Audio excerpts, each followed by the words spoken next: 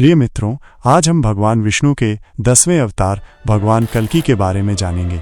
जब जब धरती पर पाप और अन्याय बढ़ा है, तब तब पापियों का सर्वनाश करने के लिए भगवान विष्णु ने अवतार लिए हैं। ठीक ऐसा ही कलयुग में भी होगा। और भगवान विष्णु के 10वें अवतार कल्कि के धरती पर आने के 4 जिंदा सबूत पृथ्वी पर पहले से ही मौजूद हैं। लेकिन कहाँ है ये सबूत? दोस्तों, महाभारत काल के बाद जब श्री कृष्ण ने अपना देह त्याग किया तो उनके सुदर्शन चक्र ने खुद को पृथ्वी के अंदर समाहित कर लिया था, क्योंकि ऐसा माना जाता है कि भगवान कल्कि धरती पर आएंगे तो यही सुदर्शन चक्र धरती चीर के बाहर निकलेगा और भगवान कल्कि उसे धारण कर लेंगे और भगवान कल्कि को अस्त्र शस्त्र का ज्ञान देंगे। भगवान परशुराम जो आज भी जिंदा है और उनकी प्रतीक्षा कर रहे हैं। सिर्फ सुदर्शन चक्र ही नहीं तो कुंती पुत्र कर्ण का कवच और कुंडल भी उनकी रक्षा करेगा। और कहा जाता है कि महाभारत काल के बाद आज भी समुद्र देव और सूर्य देव इस कवच की सुरक्षा पुरी के कोणार्क में आज भी कर रहे हैं।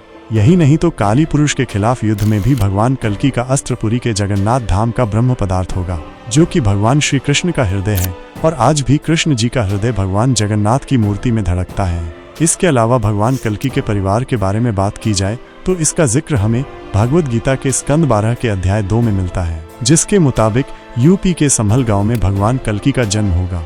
वह अपनी माता पिता की 5वीं संतान होगी और समय आने पर देवदत्त नाम के घोड़े पर बैठकर आएंगे और तलवार से पापियों का नाश करेंगे, जिसके बाद सतयुग का प्रारंभ होगा। कथा में ये भी बताया गया है कि भगवान कल्कि की 2 पत्नियां होंगी, जो है लक्ष्मी रूपी पद्मा और वैष्णव रूपी रमा। भगवान कल्कि की पत्नी रमा के बारे में बताया गया है कि उन्होंने त्रेता युग में ही जन्म ले लिया था और उन्हें भगवान के भक्ति की बहुत ही ज्यादा आदत थी और इसके लिए वह घर छोड़कर भगवान के शरण में चली जाती है। ऐसे में एक बार प्रभु श्री राम जंगल में सीता को खोज रहे थे, तभी उनकी मुलाकात रमा से हो जाती है, जिसका दूसरा नाम त्रिकुटा भी बताया गया है। त्रिकुटा ने पहली नजर में ही भगवान विष्णु के अवतार राम का आभास कर लिया था और उनके चरणों में नतमस्तक होकर फूल चढ़ाए थे।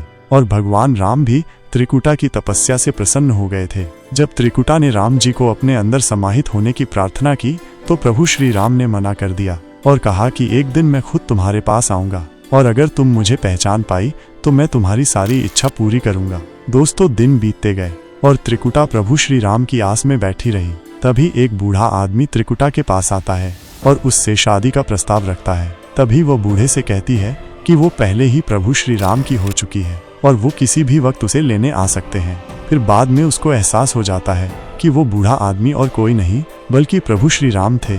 तब त्रिकुटा ने प्रभु श्री राम से माफी मांगी।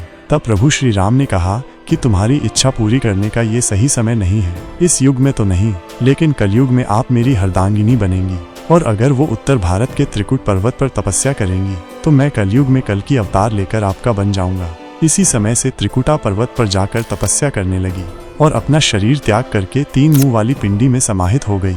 और जब भगवान कल्कि का जन्म होगा तब वो त्रिकुटा से शादी कर लेंगे और भगवान कल्कि के 4 पुत्र भी होंगे, जिनका नाम जय, विजय, मेघबाल और बलाहक होगा। अगर आप संसार से मुक्ति पाना चाहते हो तो हमारे चैनल को सब्सक्राइब करके रखें।